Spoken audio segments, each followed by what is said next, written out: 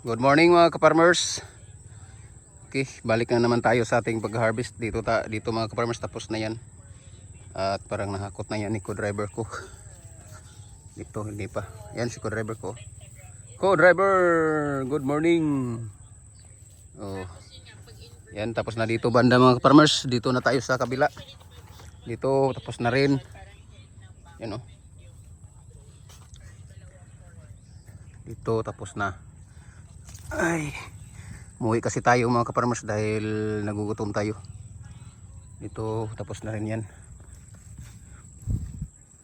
Diyan tapos na rin mga ka-farmers. Dito na tayo mga idol.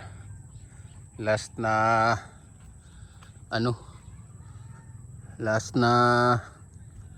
tabla kung tawagin. Dito mga ka-farmers, di karami ang bunga, pero at least mayroon. So dito sa ilalim dito may makikita na tayong marami-raming bunga. Yun o. Marami-rami na dito banda mga ka-farmers. Yung iba maliliit pa. At may nagtatanong nga pala sa atin mga ka-farmers, no, kung yung ampalaya natin wala bang bitak-bitak. So ngayon ipapakita ko sa inyo mga ka-farmers ito na napakalaki na at tamang-tama na talaga siya sa edad. Sakto na talaga siya sa edad. Wala tayong makikitang bitak-bitak dyan. Wala. Yan o. Wala yan. Makinis yan. Oh, dito pa. Sa isang bunga. Saktong edad na rin. Wala talagang bitak-bitak yung ampalaya natin. Kasi ang sanhi ng pagbitak-bitak ng ating ampalaya mga kapars, mga bunga ng ating ampalaya, kung tawagin natin ay pagkakamali natin sa pag-alaga. Yung bang binigyan natin ng pataba na matapang or minsan yung matataas or mabilis mag-response sa mga tanim natin, sa mga pananim natin. Kaya nagkaroon ng pressure, or para sa akin lang ha, hindi tayo nag-aaral, disclaimer yan lang. Hindi tayo nag-aaral kung ano. Pero sa medyo may katagalan na tayong nagtatanim, yan ang obserbasyon ko. Na kapag nagbibigay tayo ng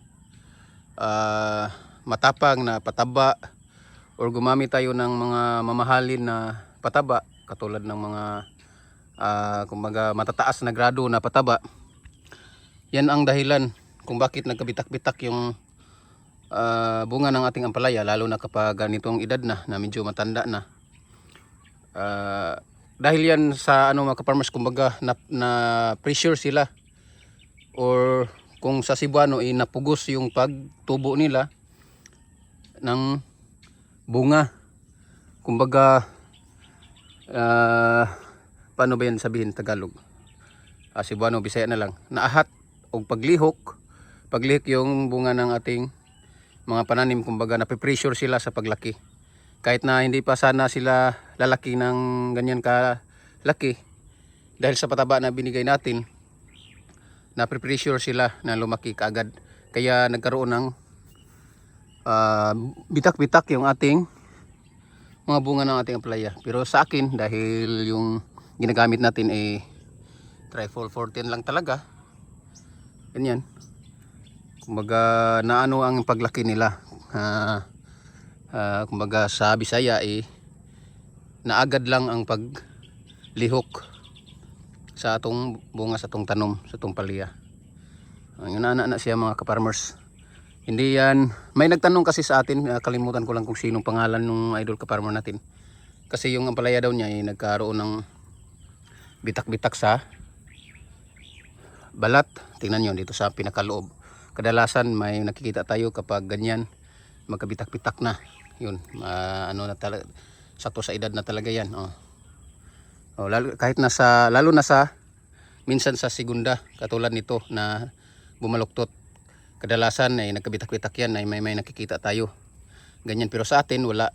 Yan ayan ang patunay natin na yung nagkaroon ng bitak-bitak yung ating ampalaya, sanhin yan sa maling pagbigay natin ng pataba. Kumbaga tawagin natin ay human error yan. Tingnan nyo, kahit nasa malapit sa puno, naliligo yan palagi sa pagpapatubig natin, hindi yan hindi nagkaroon ng rashes or bitak-bitak. Tingnan nyo. Ayan, nababasa yan sa pagpatubig natin. Tulad nito, oh. Yan. O, diba? Makinis. O, yan ang dahilan mga farmers, no, at sinishare ko lang dahil may nagtanong talaga at para maniwala kayo na makinis yung atong ano natin, bunga ng ating ampalaya. Kung baga gwapa mga farmers. Tingnan nyo, malaki na yan pero wala. Ito. Oh, makinis talaga mga farmers. Oh. Yan, ang laki na nito. Makinis, talaga makinis yan. Wala tayong makikitang bitak-bitak talaga. So dito mga farmers, nakakatuwa.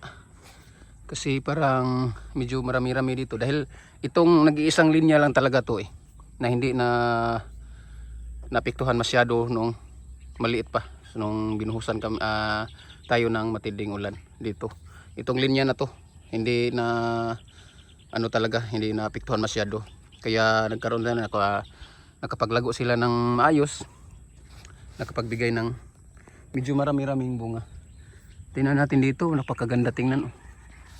Yan, makikita natin na maraming bunga talaga. At mapapa-thank you Lord talaga tayo mga ka-farmers dahil tumaas ang presyo. Yan o.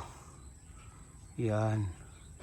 Kahit na hindi gaano ito karami mga ka-farmers, katulad ng nakikita natin sa iba, masaya pa rin tayo dito dahil mayroon tayong para sa atin. Ayan, tumaas pa ang presyo mga ka-farmers. Thank you Lord talaga. Okay, mag-harvest na tayo mga ka-farmers at dito na tayo banda sa kabila. Yan. Yan, kakatuwa mga ka-farmers. May mga bunga. May nahinog lang.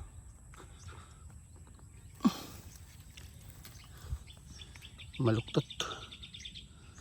Ayan, thank you so much mga ka-farmers. At dito pala na area ang nasa lanta masyado mga ka-farmers. Oh. Nung nakaano. Pero naka-recover na sila ngayon mga ka-farmers na wala ng ulan dito sa amin. Tingnan nyo yung talbos. Oh. Napakaganda na ng talbos nila. Pero kakarating lang nila sa bandang itaas, sa bandang sampayan. Kawawa talaga. At may mga bunga na tayong nakukuha dyan. Yan oh. So yun, ito banda, doon banda sa kabila oh. Kakarating lang sa may sampayan mga ka-farmers dahil napaka kawawa nung nakaraang ulan. Kawawa talaga dito banda. Dito, ay tingnan nyo, walang laman. Doon, kailan-ilan lang mga puno dito talaga mga farmers dyan banda. Napakakawawa talaga dyan. Pero sa ngayon, naka-recover na talaga sila mga farmers. Thank you Lord. At harvest na tayo mga farmers. Ito oh. Isang ano rin, patunay, matanda na to, bunga na to. Wala talagang bitak-bitak. Dahil yung pataba natin agad-agad lang nato sa tubo. Kumbaga malabnaw lang, hindi matapang, at nasa ano talaga mga farmers. Nagbibigay naman sila ng bunga, di ba? Yan ang importante. Thank you Lord at mag-harvest na tayo mga farmers. Thank you for watching.